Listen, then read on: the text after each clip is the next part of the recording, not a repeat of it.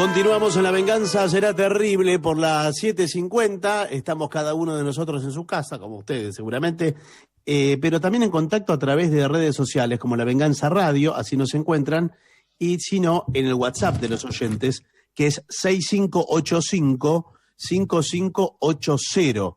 Ahí nos pueden escribir ahora mismo. Vamos a hablar esta noche de Marjorie Kemp, una caminante.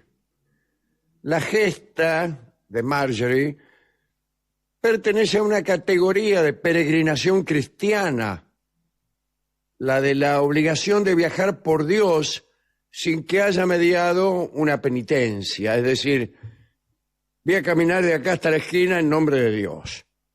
Decimos que fue una gesta porque hasta ese entonces la peregrinación era patrimonio exclusivo de los hombres. No es verdad. No es verdad esto. No es que las mujeres organizaran peregrinaciones, pero sí participaban de ellas en el carácter subalterno que les estaba reservado, desde luego, en aquella época, ¿no? Pero iban como acompañantes, como novias, como amantes, como prostitutas, como cocineras, etcétera. Pero sí que iban, claro que sí. Desde luego no era la mayoría y todos tenemos la imagen del caballero que parte rumbo a las cruzadas y le pone a su mujer un cinturón de castidad para evitar que ella se refocile con el carnicero de la esquina, que desde luego a las cruzadas no iba. Dígase que el bien más preciado de cualquier mujer era en la Edad Media la quietud. Quizá no un bien preciado por ella misma, sino por los miserables que gobernaban los destinos femeninos en la Edad Media. Miserables que tomaban esposa y la encerraban en la última pieza para que no saliera nunca, ¿no? De suerte que la chica salía de la última pieza de su casa, donde la tenía encerrada el padre, para pasar a la última pieza de la casa donde la llave le iba a tener el marido. El escarnio de mostrarse afuera no pasaba simplemente por los espacios públicos, sino que alcanzaba incluso a las ventanas, que llegaron a ser consideradas fuentes malignas de provocación. Así que en ese ámbito, esta mujer, Marjorie, caminó. Había nacido en Lynn, una comuna cerca de Norfolk, en el año 1373. El viejo era John Burnham, que había sido el primer alcalde de Lynn, que había sido electo muchas veces, etc. Parece que Marjorie odió su infancia. Bueno, la odió después. Durante su infancia odiaba su vida. Se ha dicho que había cometido un pecado que la perturbó durante toda la vida, pero jamás se pudo saber con exactitud qué es lo que había hecho. Bueno, eso está mal, ¿no? Porque uno que quiere saberlo todo se queda con una curiosidad insaciada que probablemente le va a impedir el sueño esta noche. El caso es que Marjorie renunció a la absolución de su confesor respecto del pecado que había cometido, que no sabemos. No sabemos qué es. Yo tengo mis sospechas, yo no sé. Sí. Si usted Debe piensa, ser para mí, fulero, debe ser de los más fuleros. Sí, Debe para ser. mí sí. Pero no quiso que el confesor la absolviera y prefirió flagelarse ella misma. Dice, no me imponga ningún castigo, mi querido confesor, que yo misma me voy a surtir con un látigo que tengo aquí. En verdad, sentía esta mujer un auténtico pánico por la condena infernal. Y fuera de ese miedo no es mucho más lo que se conoce de sus primeros años. Pero en 1393 contrajo matrimonio con John Kemp, un hombre unos años mayor que ella, y bueno, desde entonces Marjorie cumplió con un rol social no demasiado alejado de los convencionalismos. Permanecía en su casa, crió unos 14 hijos que tuvo con este tipo, uno atrás del otro, como suele ser lo habitual. Existían, sin embargo, algunas ráfagas de misticismo que le agarraban por la noche ¿no? Que le agregaban por la noche es un agregado mío. Me pareció. Y parece que incluso yo a veces lloraba a los gritos en las misas los domingos y esto provocaba algunos escándalos, pero nada más, que se calle, qué sé yo, todas esas cosas. Pero en 1412 sucedió algo. Marjorie declaró que se le había presentado Cristo ataviado de seda púrpura. Y si no solo que se le presentó Cristo, que ya es algo, sino que además empilchado con seda púrpura. No aclara Marjorie si le golpeó la puerta o qué. Dijo que Cristo la instó a caminar en su nombre y vestida de blanco. Apareció Cristo y le dijo, mira, Marjorie, camina en mi nombre vestida de blanco, y se las tomó. Al principio, de acuerdo a su propio testimonio, ella opuso cierta resistencia debido a las obligaciones de su vida doméstica. Le habrá dicho, oh señor, me diste 14 hijos, ¿quién le va a dar de comer mientras yo camino en tu nombre vestida de blanco? Pero parece que el Cristo no tuvo mayores inconvenientes en convencerla, sobre todo cuando hizo que apareciera junto a él la Virgen María, si es que faltaba algún argumento. Claro. Eso es lo que se cuenta, ¿no? Marjorie estuvo entonces decidida a caminar. El marido, John Kemp, quedó consternado, imagínense, cuando se enteró del proyecto de su esposa. La mujer le dice, se me apareció el Cristo, me dijo que me fuera a caminar vestida de blanco por ahí. Ella le habló de la irreversibilidad de su decisión. Bueno, esto quiere decir que le habrá dicho que lo iba a hacer. No habló de la irreversibilidad como si fuera un tema de conversación, ¿no? Pero, bien, le dijo, mira, voy a ir por más que me fajes. Así que John se sintió un poco molesto, pero comenzó a creer que ella realmente se encontraba bajo órdenes divinas. John Kemp continuó con sus asuntos, era mercader el tipo, y esperó en la ciudad de Lynn las notables idas y venidas de su esposa. En 1413 la chica cruzó el continente, estaba en Inglaterra y comenzó su peregrinación para Jerusalén. Llegó un año después, no es mal tiempo, es un buen tiempo, siendo que iba a pie. Sí, claro. Claro, no iba en tren ni en colectivo. Bueno, cuando llegó a Jerusalén pudo visitar los lugares santos, no sin muchos inconvenientes, porque los lugares santos eran custodiados por los franciscanos con enorme celo, y tan luego no iban a dejar pasar a una mujer peregrina, Dios me libre. Bueno, de Jerusalén caminó hasta Roma, allí le agarró miedo porque todo el mundo hablaba y decían que ella era una peregrina que tenía visiones. Circulaban algunos rumores positivos, pero la mayoría negativos. No tardaron en llegar las acusaciones de herejía. Hereje, Sí, qué sí. sé yo. Así que asustada, Marjorie se fue de Roma y regresó a Inglaterra ya por 1415. Estuvo un tiempo con su marido, la casa, imagínense, una mugre, con sus hijos. El marido lo primero que hizo fue contarle todas las que habían hecho los hijos en su ausencia. Bueno, y ella, mitad porque estaba podrida, volvió a salir. Esta vez camino a Santiago de Compostela, como la ruta de Santiago. A su regreso a Inglaterra encontró muchas dificultades porque la gente desconfiaba de ella y comenzaron a sucederse procesos en su contra. Sin embargo, dada la influencia que había tenido en un tiempo su papá, que ya hemos dicho que era alcalde y había muerto, ella se salvó 3 veces de la hoguera porque la acusaban de hereje. Se salvó, pero los campesinos la hostigaban. ¿Yo cómo son los campesinos? Qué sé yo, y nada más. Ella y su familia se mudaron, en realidad se mudaron al mismo pueblo, a otra casa del mismo pueblo.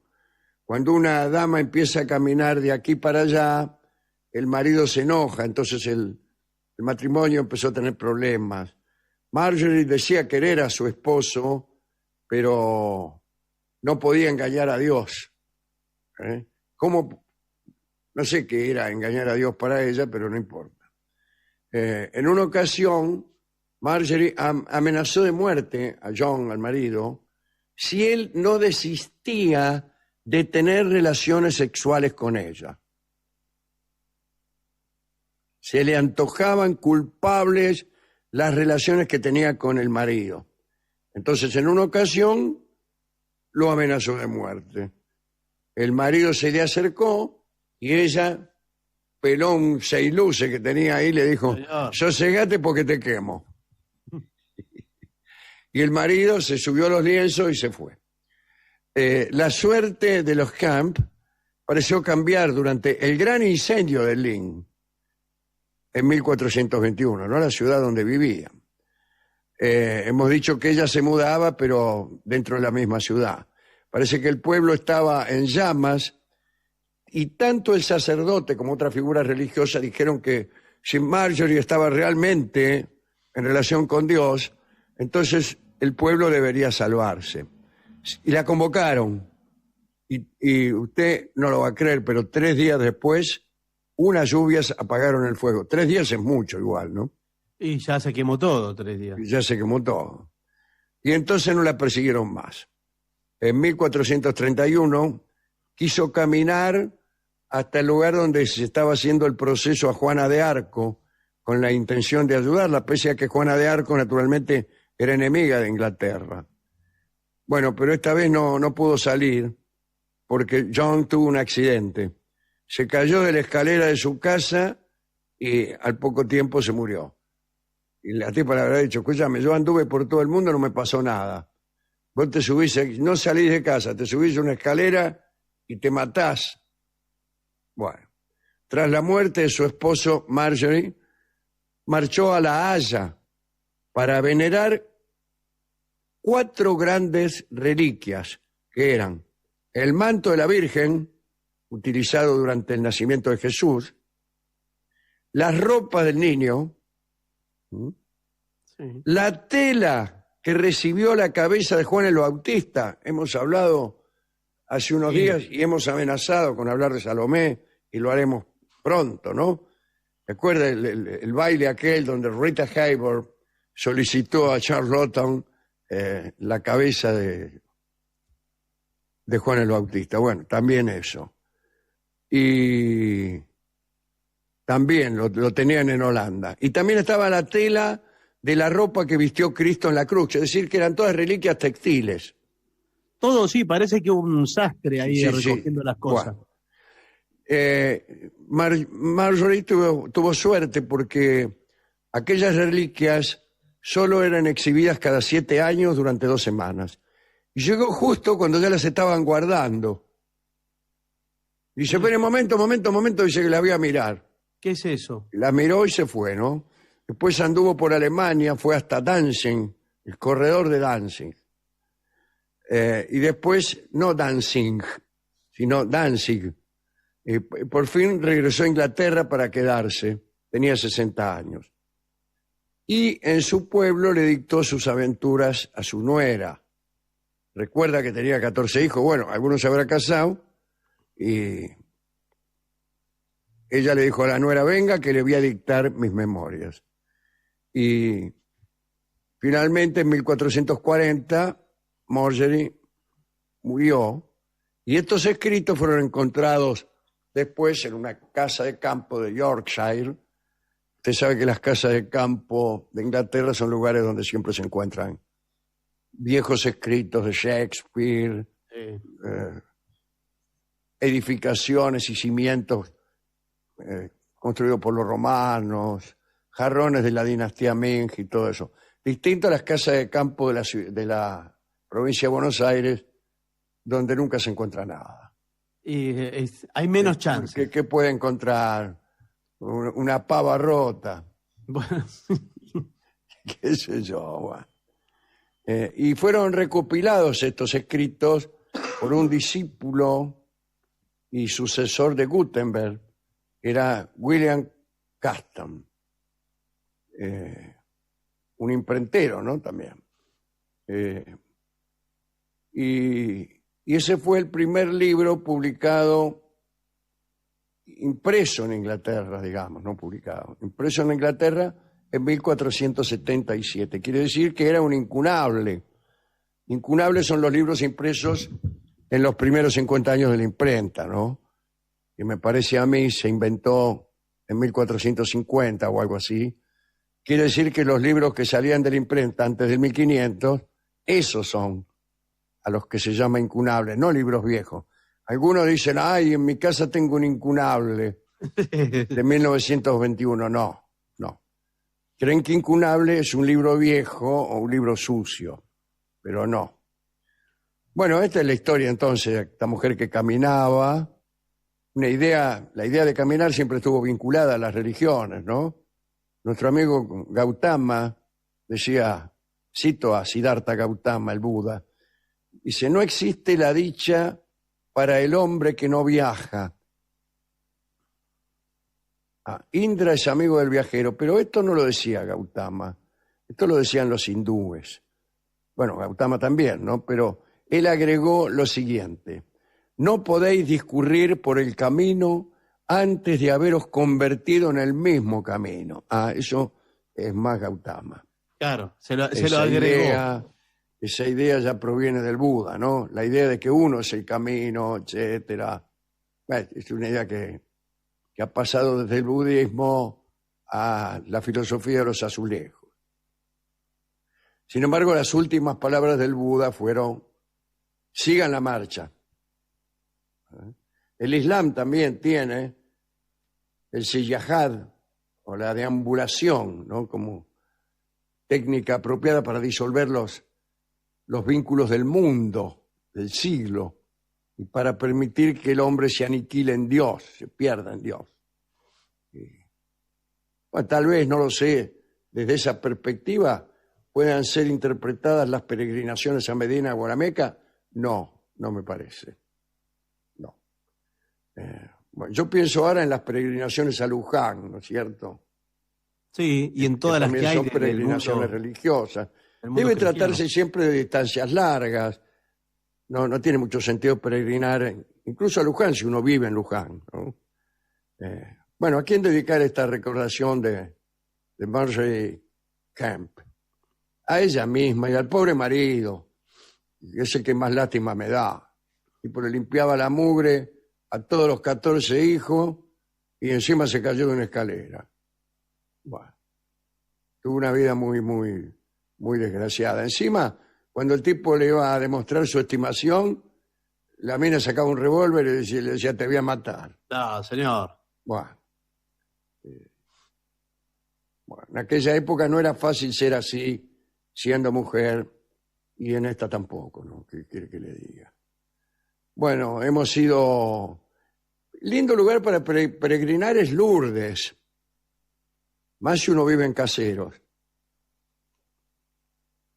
Lourdes está ahí, Avenida La Plata y Pío 12.